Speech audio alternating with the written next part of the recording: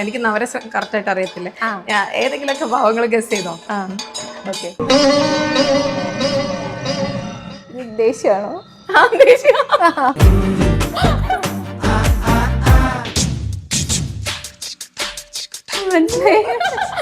ശൃംഗാരം. എത്ര പെട്ടെന്നോ? അതെ. അയ്യോ, ഞാൻ നേരത്തെ കാണിച്ച കാമം. എന്റെ ചേച്ചി, ഒരു കസിൻ ചേച്ചി എന്നിട്ട് പറഞ്ഞു, ഒരു മുട്ട ഉണ്ടാക്കിയിട്ട് ഈ മുട്ട ഉണ്ടല്ലോ ഇങ്ങനെ ജസ്റ്റ് പാനിലിട്ടിട്ട് ചിക്കി ജസ്റ്റ് മുഖത്തിട്ട് കഴിഞ്ഞാൽ ഭയങ്കര ഗ്ലോ. മുട്ട ചിക്കിയത് മുഖത്ത് ചൂടോടെ കൂടെ കുറച്ച് നാരങ്ങ ചൂടോടെയാണ് ഇടുന്നത്. ലൈറ്റ് ചൂടോടെ. ചിലപ്പോ ഞാൻ ഫോണിൽ നോക്കിക്കൊണ്ടിരിക്കുമായിരിക്കും, ഇവളായിരിക്കും പറയുന്നത് ദേ അവിടെ നോക്ക്. അവരിങ്ങോട്ട് നോക്കുമ്പോഴത്തേക്ക് നമുക്കൊരു മാതിരി സൗന്ദര്യം നമുക്ക് ആസ്വദിക്കാമല്ലോ. പണ്ട് നമുക്കൊരു ചെക്കനെ കാണുമ്പോൾ പ്രപ്പോസ് ചെയ്യുമ്പോൾ നമുക്കൊരു ബട്ടർഫ്ലൈ ഫീലിംഗ് ഇല്ലേ? അതിപ്പോ വരുന്നില്ല. ഇല്ല, അതെല്ലാം അവള് കൂളായിട്ട് എടുക്കുമായിരുന്നു, ഈ ബോഡി ഷേമിങ് ഒക്കെ. പക്ഷെ ഈ റേസിസം കാണിച്ച് കളറിനെ പറയാൻ തുടങ്ങി. ഇതേത് നൂറ്റാണ്ട? 2025 എന്തോ നേരം വെളുത്ത് മൂട്ടിൽ വെയിലടിച്ചിട്ടും കിടന്ന് ഉറങ്ങുക. ഫാനാണ് ചേട്ടോ. എണീക്ക്. അമ്മ അച്ഛനോട് ഉറങ്ങട്ടെ. മണി എത്രയായി? ഒരേ സമയം ഒരുപാട് കഥാപാത്രങ്ങളിലൂടെ നമ്മളെ രസിപ്പിക്കുന്ന ഒരു മിടുക്കിയാണ് ഇന്ന് എൻ്റെ കൂടെ ഉള്ളത്. ഹായ് ഇന്ദു. ഹായ്. അപ്പൊ ഇങ്ങനെ യൂട്യൂബിലും ഇൻസ്റ്റാഗ്രാമിലും ഒക്കെ ഇങ്ങനെ വളർന്നുകൊണ്ടിരിക്കുകയാണ്. ഇന്ദുവിന്റെ തുടക്കം എങ്ങനെയാണെന്ന് അറിയാൻ ഒരു ക്യൂരിയോസിറ്റി ഉണ്ട്. തുടക്കം നല്ല ഫണ്ണിയാണ് സത്യത്തില്. എനിക്ക് പബ്ലിസിറ്റി ഭയങ്കര ഇഷ്ടമായിരുന്നു. അങ്ങനെ ഞാൻ ഈ ഒരു വീഡിയോസ് ഒക്കെ ഞാൻ കുഞ്ഞിലെ ആയിരുന്നപ്പോഴേ യൂട്യൂബൊക്കെ ഉണ്ടായിരുന്നപ്പോൾ ഓരോ കോണ്ടന്റ് ക്രിയേറ്റേഴ്സിന്റെ വീഡിയോസ് കാണും, പ്രത്യേകിച്ച് ബ്യൂട്ടി ക്രിയേറ്റേഴ്സ്. എനിക്ക് ഫാഷനൊക്കെ ഭയങ്കര ഇഷ്ടമായതുകൊണ്ട് ഞാൻ ഈ ഒരു ഇതിലോട്ട് നോക്കുമായിരുന്നു. അങ്ങനെ നോക്കി എനിക്ക് അതുപോലെ ചെയ്യണം എന്നുള്ളൊരു സംഭവം വന്നു. അങ്ങനെ ഞാൻ അവസാനം ഒരു ചാനൽ തുടങ്ങാനൊന്നും പ്ലാൻ ഇല്ലായിരുന്നു. അങ്ങനെ പിന്നെ കോളേജിലോട്ട് പോയപ്പോൾ എൻ്റെ ഒരു കൂട്ടുകാരി പറഞ്ഞ് അവൾ ഇതുപോലെ അവളുടെ ഒരു ചേച്ചിയുടെ കല്യാണ വീഡിയോ യൂട്യൂബിലിട്ട് 1K വ്യൂസ് ആയിരുന്നു. കല്യാണ വീഡിയോ. അപ്പൊ ഞാൻ വീഡിയോ കിട്ടി കഴിഞ്ഞ് ഇങ്ങനെ 1K വ്യൂ ഒക്കെ കിട്ടോ എന്ന് പറഞ്ഞിട്ട് ഞാനൊരു ചാനൽ തുടങ്ങി. അതിനകത്തിന് ഞാൻ ചെയ്യാനില്ല, beauty video, cooking video, DIY, പിന്നെ ബോട്ടിൽ ആർട്ട്, പിന്നെ ക്രാഫ്റ്റ് എല്ലാം ചെയ്ത് അവസാനം എൻ്റെ ഈ ബ്യൂട്ടി വീഡിയോ ചെയ്ത സമയത്തെ ഞാനൊരു എൻ്റെ ചേച്ചി, ഒരു കസിൻ ചേച്ചി എന്നിട്ട് പറഞ്ഞു, ഒരു മുട്ട ഉണ്ടാക്കിയിട്ട് ഈ മുട്ട ഉണ്ടല്ലോ ഇങ്ങനെ ജസ്റ്റ് പാനിലിട്ടിട്ട് ചിക്കി ജസ്റ്റ് മുഖത്തിട്ട് കഴിഞ്ഞാൽ ഭയങ്കര ഗ്ലോ. മുട്ട ചിക്കിയത് മുഖത്ത് ചൂടോടെ കൂടെ കുറച്ച് നാരങ്ങ ചൂടോടെയാണ് ഇടുന്നത്. ലൈറ്റ് ചൂടോടെ അത് മുഖത്തിട്ട് കഴിഞ്ഞാൽ ഭയങ്കര ഗ്ലോ ആയിരിക്കുന്നത്. ഞാനിതുപോലെ വീട്ടിൽ വന്നിരുന്ന് മുട്ടയൊക്കെ ചിക്കി മുഖത്തിട്ട് അത് കോളേജിലങ്ങ് വയറിലായി. എല്ലാവരും വന്ന് ഞാൻ ഓംലെറ്റ് ഉണ്ടായി മുഖത്തൊക്കെ തേച്ച്. അങ്ങനെ അവസാനം ഞാൻ ഈ ബ്യൂട്ടി മാറ്റി DIY ആക്കി, Q&A എല്ലാം ചെയ്ത്. എല്ലാം എനിക്ക് കോളേജിൽ ട്രോളായിരുന്നു. അവസാനം ഞാൻ ഈ ചാനലിൽ കൊണ്ടുപോയിട്ട് അന്ന് ഇന്ദുസ് ഇൻസ്പയർ എന്ന ചാനലിൽ. അതിപ്പോഴും ഉണ്ടോ? ഇല്ല, ഞാൻ ഹൈഡാക്കി. നന്നായി. അങ്ങനെ ഞാൻ എന്ത് ചെയ്യുന്നറിയാം, അങ്ങനെ ഈ ചാനൽ ഞാൻ വെച്ചു ഒന്ന് മാറ്റിയിട്ട് പുതിയൊരു ചാനൽ നോക്കിയിട്ട് ഇനി ഒന്ന് ട്രൈ ചെയ്യാത്ത ഒന്ന് ആക്ടിങ് ഉണ്ടായിരുന്നു, അതിലോട്ടൊന്ന് നോക്കാന്ന് പറഞ്ഞ് ഫസ്റ്റ് വീഡിയോ ഇട്ടപ്പോൾ തന്നെ ഭയങ്കര ആദ്യം എനിക്കൊരു 1K വ്യൂ ആയി, പിന്നെ 10K ആയി, ഒരു ദിവസം കൊണ്ട് 10K ആയി, പിന്നെ സെക്കൻഡ് ഡേ ആയി ഇപ്പൊ 100K ആയി. ആ ഒരു ഒറ്റ വീഡിയോ ഒന്ന് മോണിറ്റൈസേഷൻ ആയി. അങ്ങനെ അതിന് പിന്നെ ഞാൻ ആ ഒരു വീഡിയോ മാത്രമേ കാണത്തുള്ളൂ, പിന്നെ ആൾക്കാരൊന്നും കാണത്തില്ല. പക്ഷെ നെക്സ്റ്റ് വീഡിയോ ഇട്ടുകൊണ്ടിരുന്നപ്പോ കൂടുതൽ ആൾക്കാര്. അപ്പൊ ഈ വീഡിയോ ഇങ്ങനെ ഇട്ടുകൊണ്ടിരിക്കുമ്പോ അറിയായിരുന്നു ഇത് മോണിറ്റൈസേഷൻ ആവും, ഇതിനകത്തൊന്ന് റവന്യൂ ജനറേറ്റ് ചെയ്യാൻ? ഞാൻ ഇത് ഓർത്തിട്ടല്ലേ, എനിക്ക് പബ്ലിസിറ്റി മതി. എല്ലാരെയും പോലെ പുറത്തൊക്കെ ഇറങ്ങുമ്പോ അന്ന് എനിക്ക് പബ്ലിസിറ്റി ഇഷ്ടമായിരുന്നു. ഇപ്പൊ എനിക്ക് അത്ര താല്പര്യം. ഇതിന്റെ രസം. അതെ, പുറത്തിറങ്ങുമ്പോ ഓരോരുത്തർ കാണത്തില്ലേ, ദേ ആ ചേച്ചി വരുന്നൊക്കെ പറയുമ്പോ ഞാനും മീരയും കൂടെ ഒക്കെ ഓടും, ദേ അവര് പുറകെന്ന് വരും. അപ്പൊ ആൾക്കാരിങ്ങനെ തിരിച്ചറിയാറൊക്കെ ഉണ്ട്. സെൽഫി ഒക്കെ എടുക്കാനായിട്ട് എല്ലാരും വരും.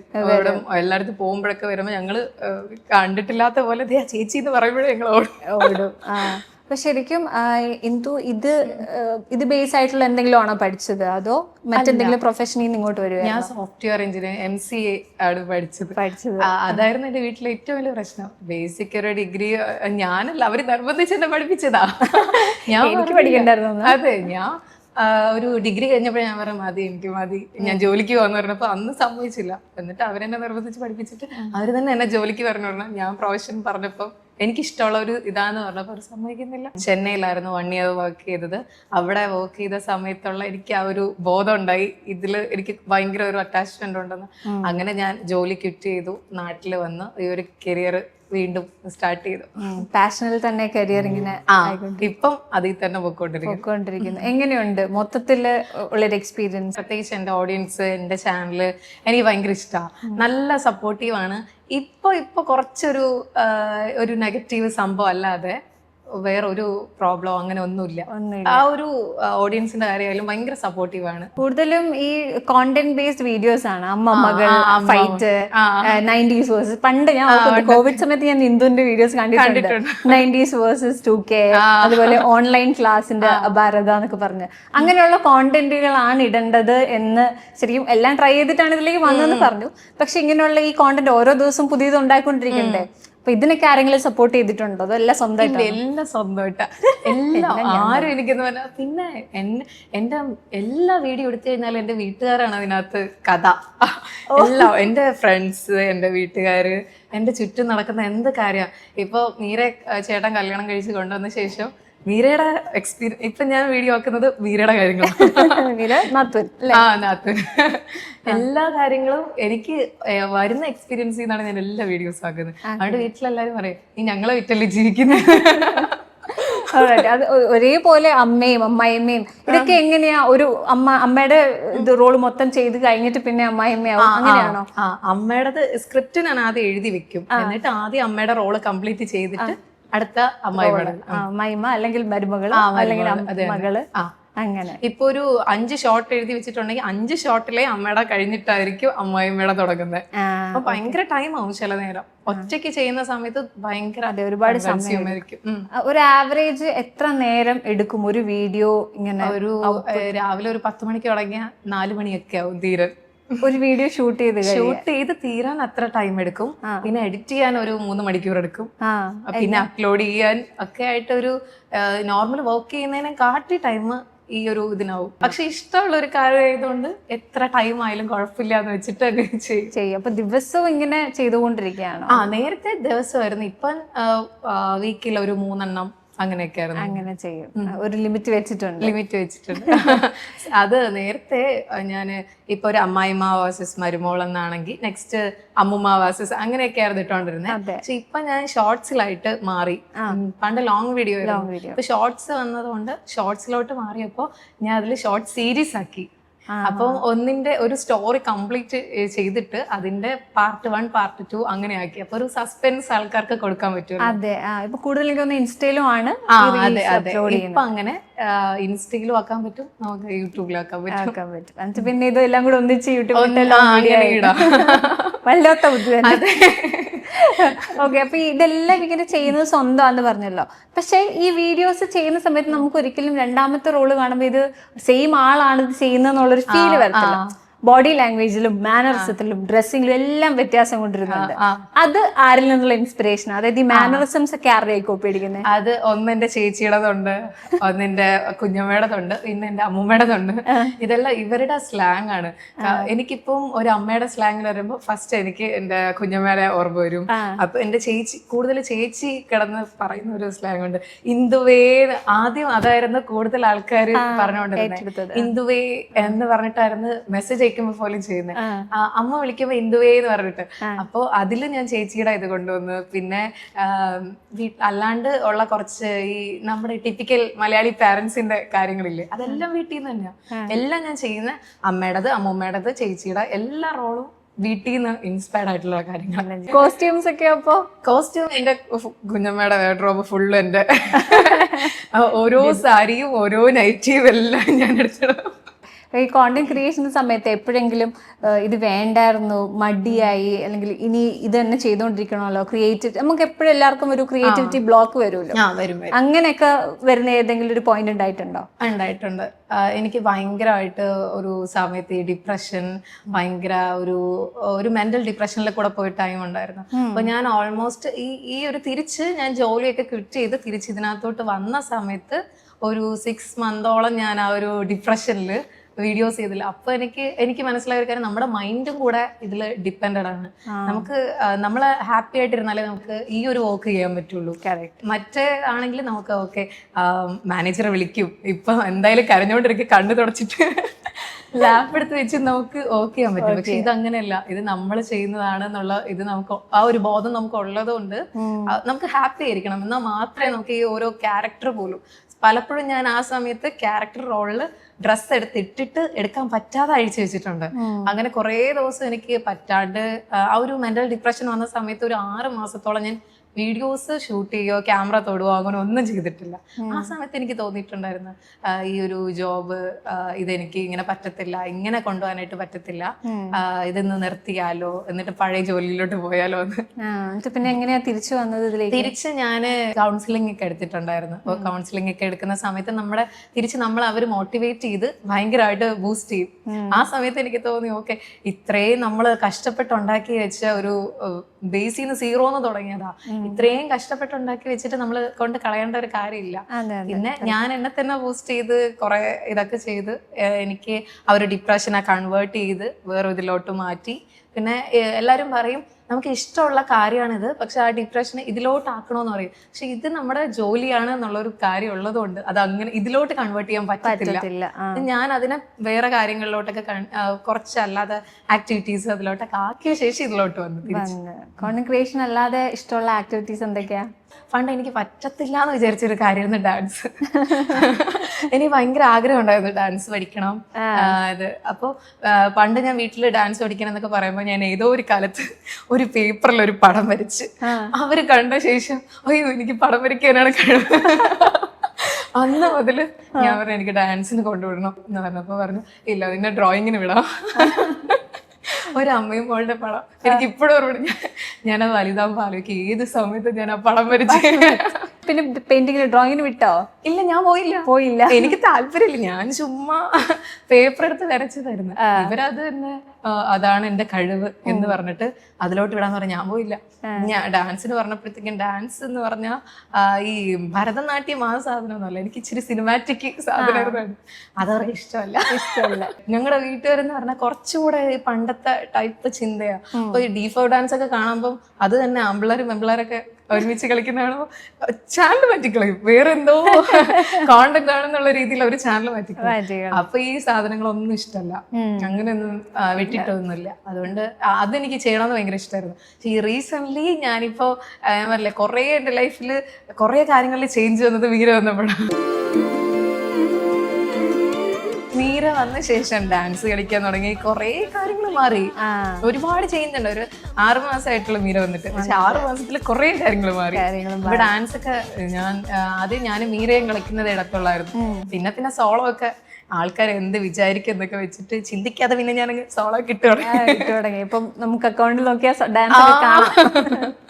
ഓക്കെ, മീരയുടെ ഹസ്ബൻഡ് ആണോ ഇടയ്ക്ക് വരുന്ന ഒരാള്? ഇടയ്ക്ക് അതെ, ചേട്ടനെ കൊണ്ടുവരാറുണ്ട്. ഇപ്പൊ ഞാൻ മാക്സിമം ഫാമിലിനെ ഇങ്ങനെ കൊണ്ടുവരാൻ നോക്കും. അതാവുമ്പോ എനിക്ക് ക്യാരക്ടർ റോള് കുറച്ച് ചെയ്യാം.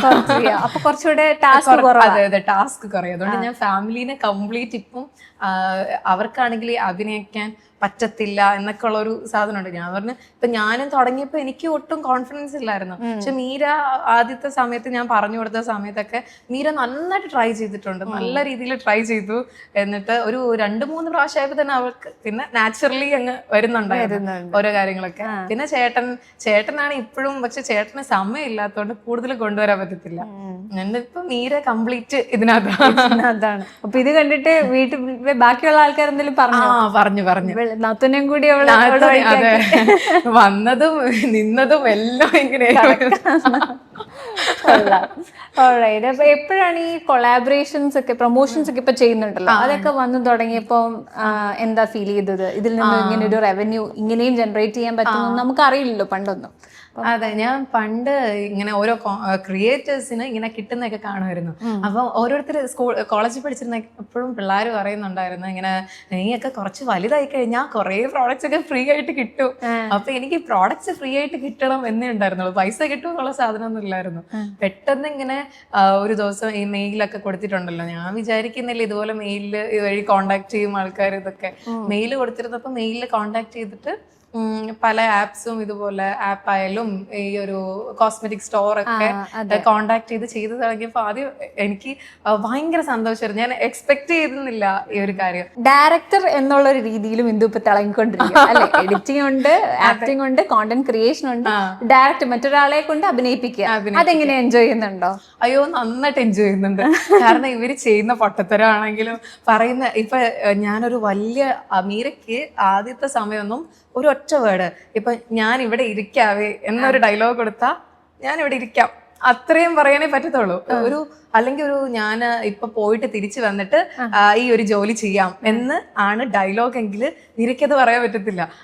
നോർമലി പറയും, ഞാൻ എപ്പോഴും അവളടുത്ത് പറയും, നീ എന്റെ അടുത്ത് പറയുന്നതായിട്ട് വീട്ടിൽ എന്നോട് പറയുന്നതായിട്ട് വിചാരിക്കും, എന്നിട്ടൊക്കെ പറയും. പക്ഷെ ക്യാമറ ഓൺ ആക്കുമ്പോഴത്തേക്കും അപ്പൊ തന്നെ നീരക്ക് എപ്പോഴത്തേക്കും ടെൻഷൻ ആവും. അപ്പം ഞാനിപ്പൊ പോയിട്ട് അവിടെ വന്നിട്ട് ചെയ്യാവേ എന്നുള്ളത് ഞാനിപ്പൊ ചെയ്യാവേ എന്നാവും.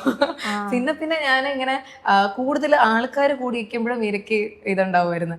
ആദ്യമൊക്കെ ഒരു 2 ദിവസത്തെ കുഴപ്പമുണ്ടായിരുന്നു ആൾക്കാർ കൂടി നിൽക്കുമ്പോ. പിന്നെ അവൾ ആരുണ്ടെങ്കിലും മൈൻഡ് ചെയ്യത്തില്ല, എന്തായാലും അങ്ങ് എടുത്ത് തീരുമല്ലോ.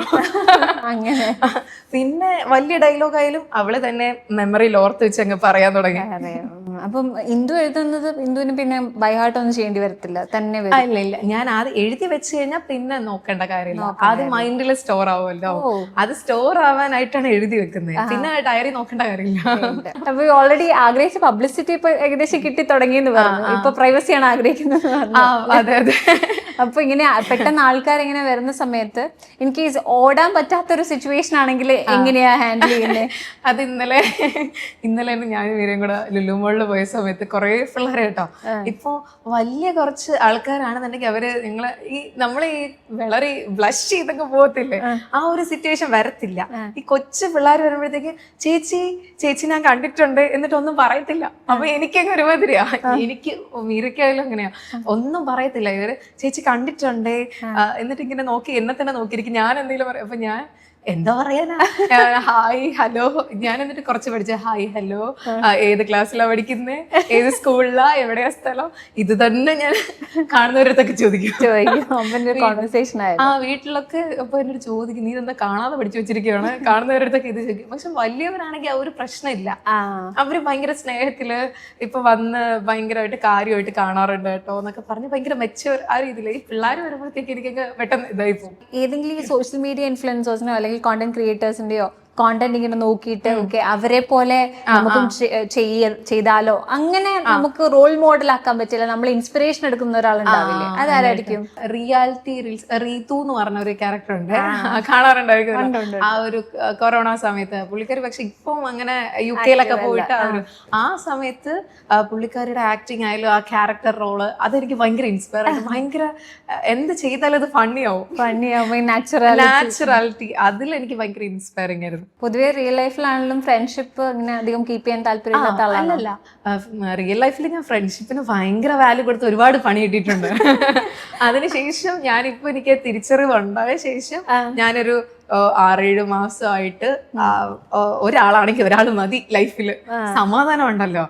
ചുമ്മാ ഞാനാണെങ്കിൽ ഇങ്ങനെ കമ്മിറ്റ്മെന്റ് കൂടിപ്പോയി കഴിഞ്ഞാൽ എല്ലാം അങ്ങ് കമ്മിറ്റ്മെന്റ്, അത്രയ്ക്കും അങ്ങനെ അത്രയും ഡിപ്പെൻഡൻസി ആ ഒരു ഇതിലങ്ങ് ആയിപ്പോവും, ഓപ്പൺ ആയിട്ട് അങ്ങ് നിന്ന് പോകും. അപ്പൊ തിരിച്ച് അവരുടെ നമുക്ക് എക്സ്പെക്ട് ചെയ്യണ്ടെന്ന് പറഞ്ഞാൽ നമ്മൾ എന്തെങ്കിലുമൊക്കെ എക്സ്പെക്ട് ചെയ്യുമല്ലേ, മനുഷ്യനല്ലേ, അങ്ങനെ എക്സ്പെക്ട് ചെയ്യുമ്പോൾ കുറെ പണി കിട്ടിയിട്ടുണ്ട് എനിക്ക്.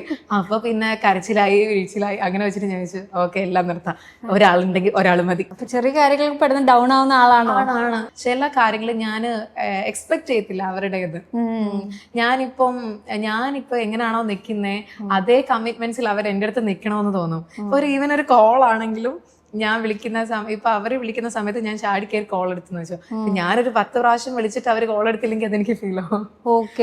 അതൊക്കെ എനിക്ക് ചിലപ്പോ അവര് ബിസി ആയിരിക്കും, പക്ഷെ ബിസി ആയിരിക്കുന്നത് ഇറ്റ്സ് ഫൈൻ. പക്ഷെ ഒരു മെസ്സേജ് അല്ലെങ്കിൽ ഒരു ജസ്റ്റ് ഒരു മെസ്സേജ് ഇടാൻ ഒരു എത്ര നിമിഷം വേണം, ഒരു 2 സെക്കൻഡ്.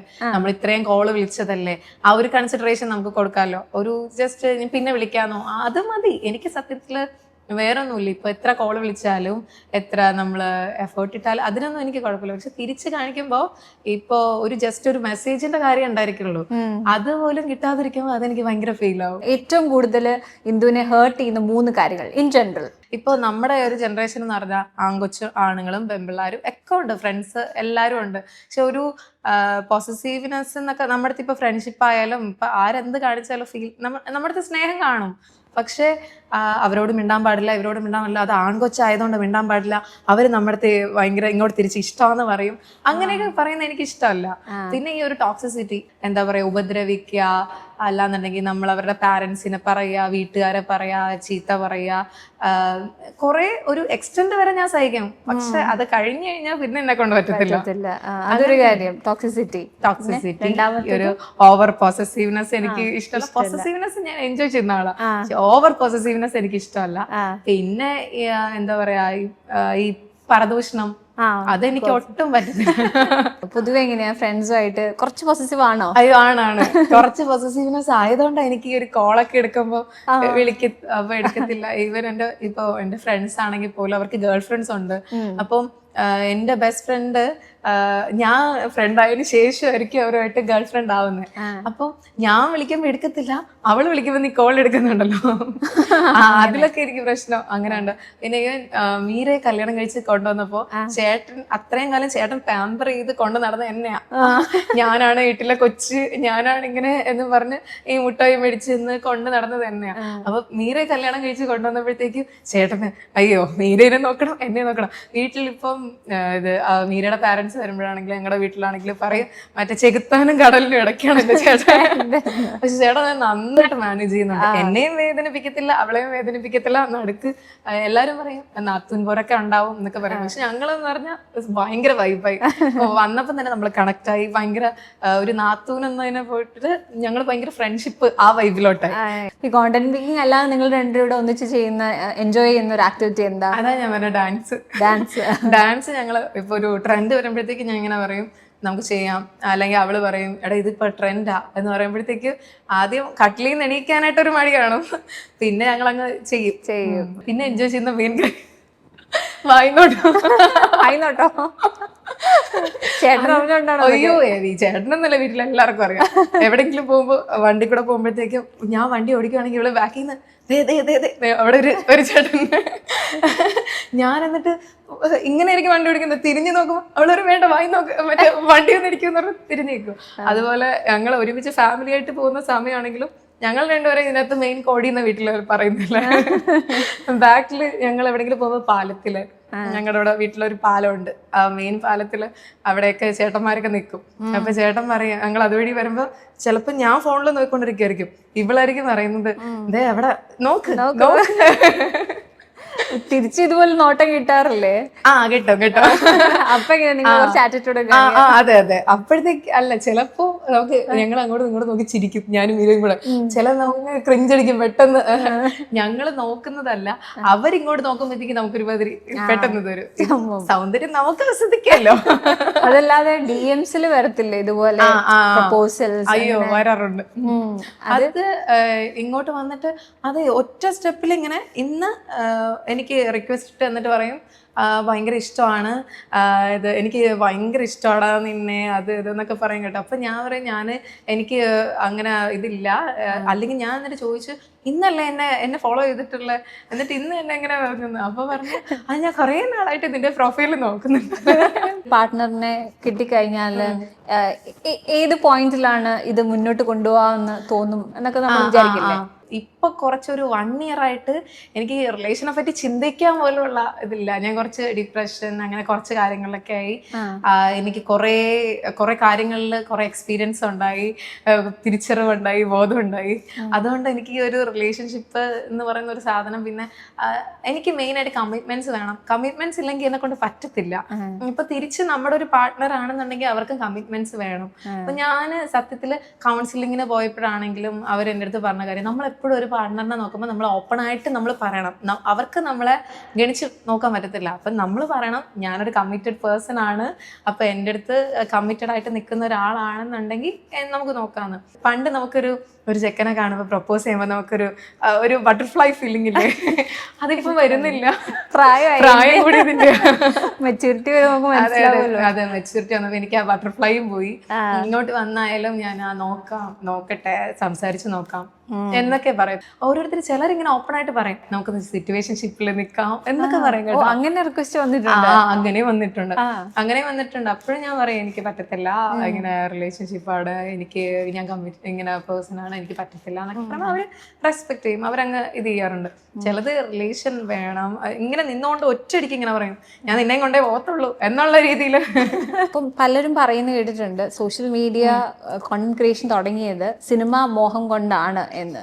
അങ്ങനെ എന്തെങ്കിലും പ്ലാനുകൾ ഉണ്ടോ? സിനിമയോ സീരിയലോ? സിനിമയല്ല, എനിക്ക് സീരിയലില് ഭയങ്കര താല്പര്യമാണ്. ഇപ്പൊ ഈ ഫാമിലി എല്ലാരും കാണുന്ന ഒരു പരിപാടി ഇല്ലേ, നമ്മുടെ വീട്ടിലെ ടി.വിയില് 6 മണിക്ക് വിളക്കൊക്കെ കത്തിച്ച് കഴിഞ്ഞിട്ട് ഞങ്ങളുടെ അമ്മമാരൊക്കെ ഇരുന്ന് ഞങ്ങളെ കാണുമ്പോ അതൊരു ഭയങ്കര ഇതല്ലേ. എന്തെങ്കിലും എനിക്കൊരു സീരിയലിലൊരു ഇത് കിട്ടിയിരുന്നെങ്കിൽ ഞാൻ സീരിയലിൽ ചാടിക്കറി അഭിനയിക്കാം. ഞാൻ കുറച്ചൊക്കെ നോക്കി, പിന്നെ എനിക്ക് കുത്തിയിരുന്ന് ഇതിനൊക്കെ അപ്ലൈ ചെയ്യാൻ വയ്യ. സീരിയൽ അഭിനയം ഇഷ്ടമായതുകൊണ്ട് ഞാൻ ഒരു ടാസ്ക് തരാം. അയ്യോ, ഇപ്പൊ ഇഷ്ടപ്പെട്ട ഏതെങ്കിലും ഒരു സീരിയൽ ക്യാരക്ടറിന്റെ ഭാവം, രസം, നവരസങ്ങൾ. ഇപ്പൊ ദേഷ്യമാണെങ്കിൽ ദേഷ്യാന്ന് എനിക്ക് മനസ്സിലാവുന്ന പോലെ എക്സ്പ്രഷൻ ഇടണം. സ്റ്റാർട്ട് ചെയ്യാം. ഓരോ ഭാവങ്ങൾ എനിക്ക് നവരസം കറക്റ്റ് ആയിട്ട് അറിയത്തില്ല. ഏതെങ്കിലുമൊക്കെ ഭാവങ്ങൾ ഗസ് ചെയ്തോ? ഞാൻ ചിരിക്കുവല്ലേ? നല്ല ആളാ. ഓക്കെ, ദേഷ്യമാണോ? ഓക്കെ, ദേഷ്യം. ഓക്കെ, ഫസ്റ്റ് ഒരു പോയിന്റ് കിട്ടി.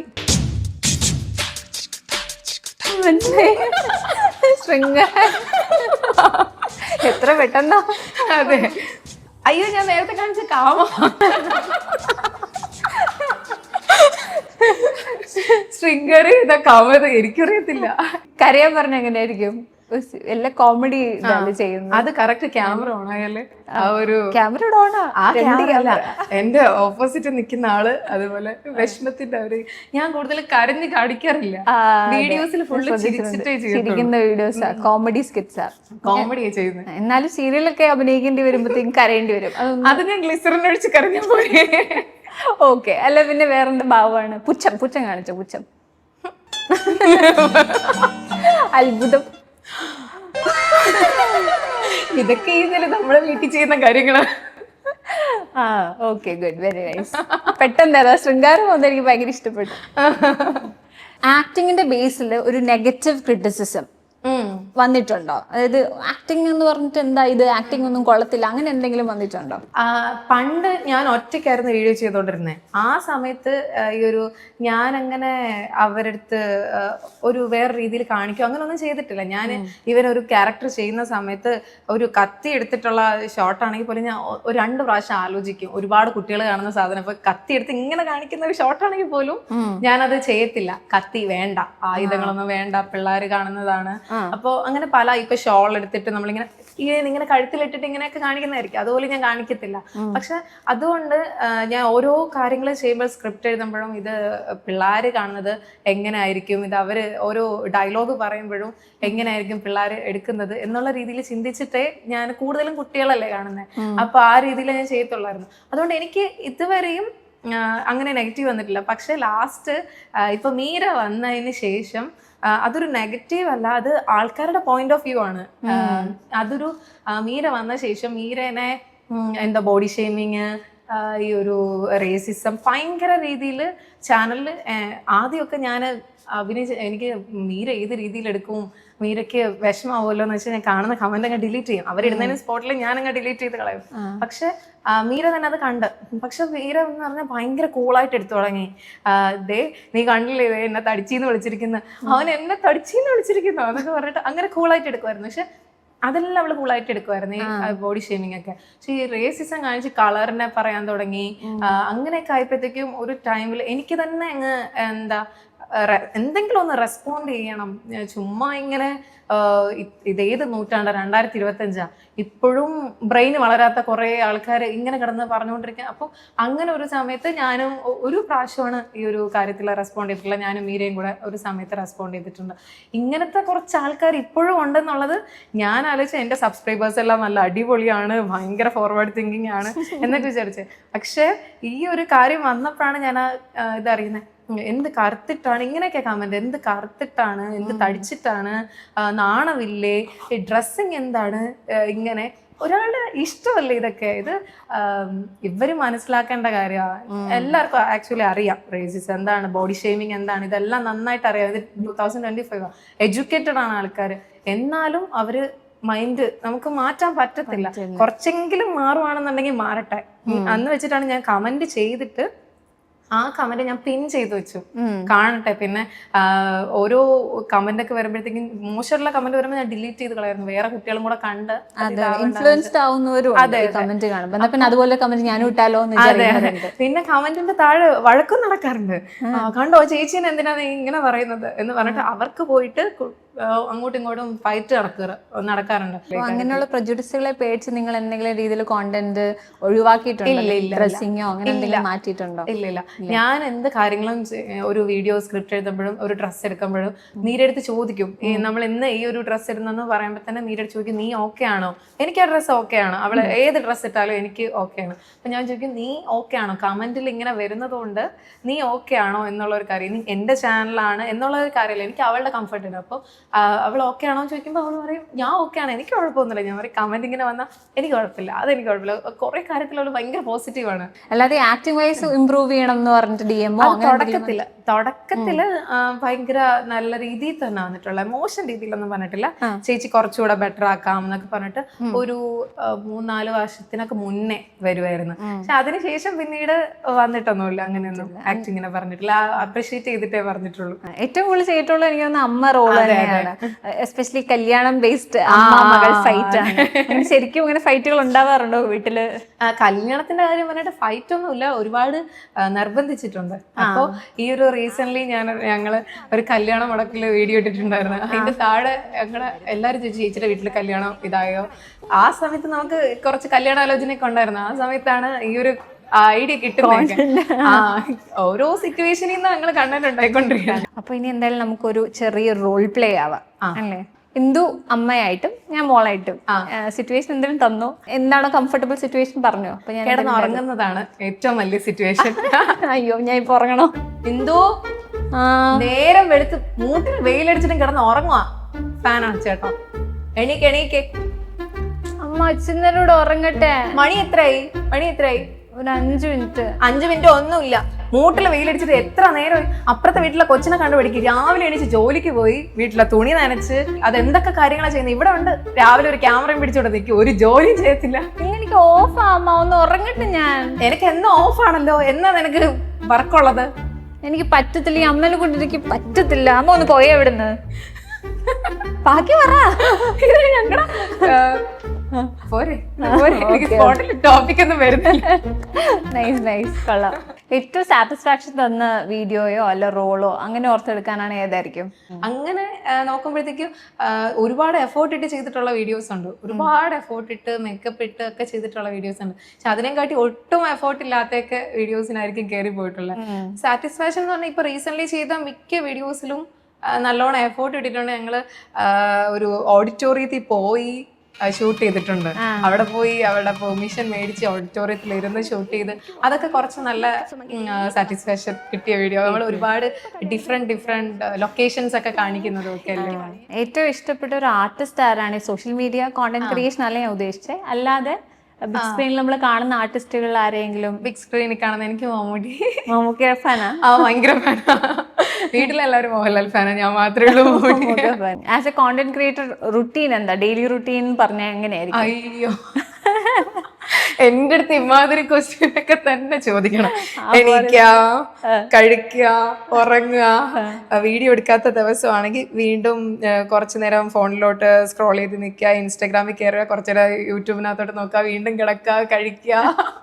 അത് തന്നെ. ഇനിയുള്ള കോണ്ടന്റുകളൊക്കെ വളരെ ക്രിയേറ്റീവ് ആയിട്ട് തന്നെ വരട്ടെ. Thank you thank you so much. Thank you.